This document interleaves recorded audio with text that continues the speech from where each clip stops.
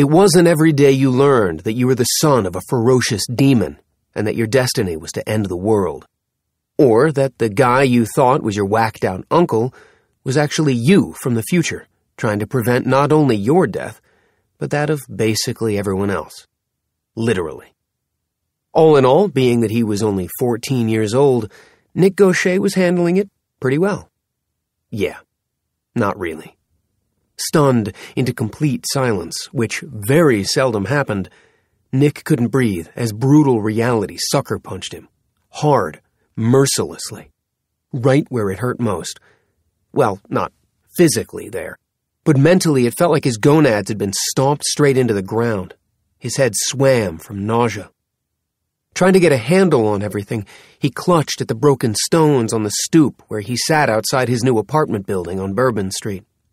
Ambrose, the future him, stood to his left, towering over him with a pitiless sneer.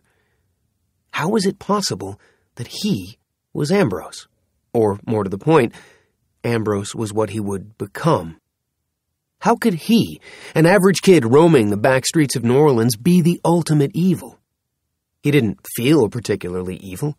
Most days he didn't feel anything except stressed out by school or tired of his mom nagging at him about everything from the clothes he wore to the length of his hair to how late he stayed up. Some days it felt like she was looking for a reason to be ticked off at him. Boy, if she knew this about him, he'd never hear the end of it. She'd probably ground him until he was at least 3,000 or 4,000 years old.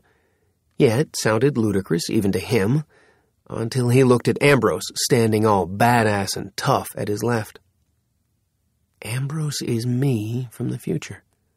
He glanced around the section of Bourbon Street where his new apartment was located. Everything looked the same. The broken sidewalks that made up the French Quarter, the cars parked in a line on both sides of the street, the row of shotgun houses that led to stores and restaurants. But nothing was the same. Most of all, he would never be the same again. I am a demon. No, Nick repeated as he tried to come up with some other explanation, one that made a little more sense and that didn't leave him as a tool for the darkest forces in the universe. Unfortunately, there wasn't one. Not that any of this made sense. It was all pretty farcical when you thought about it. Him, Nicholas Ambrosius Gaucher, smart-mouthed, streetwise kid, typical teenager, gaming guru, anime and manga-obsessed otaku, socially awkward around any girl his age. Total evil. Dang, his principal had been right all along. He really was demon spawn. Too bad Peters had gotten eaten by zombies before he found out the real truth of Nick's parentage. Old Fart would have been proud to be proven right. Nick really was destined for a life of total destruction. Even though he wanted to, he couldn't deny it. Ambrose had the same exact blue eyes and dark brown hair he had, the same sneer that he often wore when things ticked him off, the one that got him grounded every time his mom saw it. More than that, Ambrose had the identical scar on his palm that Nick had been given when Xenon cut his hand for blood. A scar that hadn't been on Ambrose's hand the last time he'd seen him. I'm a flippin' Twilight Zone episode. He had to be. Nothing else made sense. So where was his voiceover telling the audience how he'd screwed up and taken a wrong turn down some suburban street or some such crud? Come on, Rod Serling. Don't let me down. I need you to come in and tell me that I'm in a nightmare. Tell me about this new dimension of sight and sound. But there was no reprieve, not from this skewed reality, and not from the fact that he was the hated and hunted son of a demon.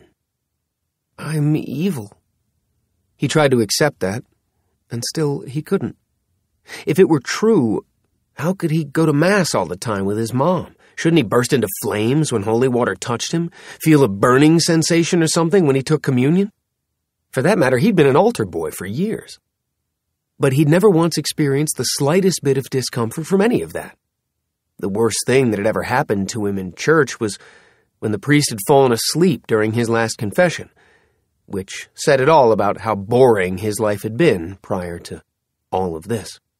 Yeah, okay, and then there was the time when he'd tripped going down the center aisle and spilled incense all over the place, but that hadn't been a result of his birthright, unless you counted clumsiness and the fact his thrift store shoes had been too big for his feet.